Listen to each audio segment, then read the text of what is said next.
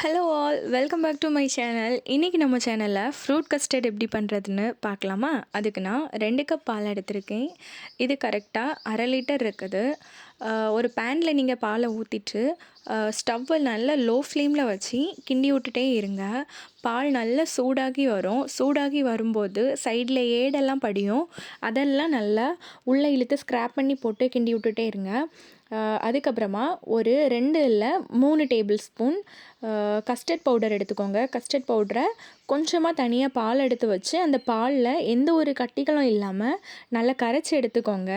கட்டிகள் இல்லாமல் நல்லா கரைச்சதுக்கப்புறமா ஆல்ரெடி சூடாக இருக்கிற பாலில் நம்ம கொஞ்சம் கொஞ்சமாக கிண்டிக்கிட்டே இந்த கஸ்டர்ட் மில்க்கையும் ஆட் பண்ணிக்கலாம். ஆட் பண்ணி நல்லா கிண்டி விட்டுட்டே இருக்கணும். ஸ்டவ் ஸ்லோ ஃப்ளேம்லேயே இருக்கட்டும்.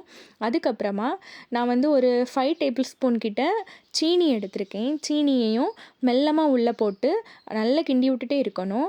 சீனி சேர்த்ததுக்கப்புறமா கொஞ்சம் மெல்ட் ஆகி பால் தண்ணியாக இருக்கிற மாதிரி இருக்கும். ஆனால் நமக்கு கட்டியான ஒரு கன்சிஸ்டன்சி வர வரைக்கும் நல்லா கிண்டி விட்டுட்டே இருக்கணும். அதுக்கப்புறமா நம்ம அந்த பாலை ஒரு பாத்திரத்துக்கு மாற்றிட்டு நல்லா கூல்டவுன் ஆக விட்டுறலாம்.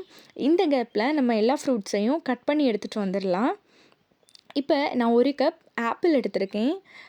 அதுக்கப்புறமா பனானா எடுத்திருக்கேன். அப்புறம் 1 கப் கிரேப்ஸ் எடுத்திருக்கேன்.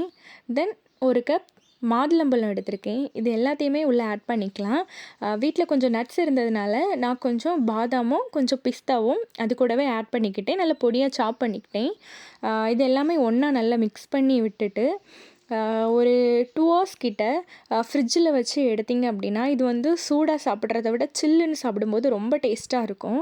ஸோ ஒரு 2 ஹவர்ஸ் ஃப்ரிட்ஜில் செட் பண்ணி எடுத்துடலாம். இப்போ ஃப்ரிட்ஜில் வச்சு எடுத்துகிட்டு வந்துட்டேன். எவ்வளோ சூப்பராக இருக்குது பாருங்கள். அவ்வளோ கட்டியாக இருக்குது. சில்லுன்னு இருக்கும்போதே சாப்பிட்ருங்க. இல்லை அப்படின்னா அது ரொம்ப இலகி போயிடும். செம்ம டேஸ்டியான ஃப்ரூட் கஸ்டர்ட் ரெடி ஆயிடுச்சு. நீங்களும் ட்ரை பண்ணி பாருங்கள்.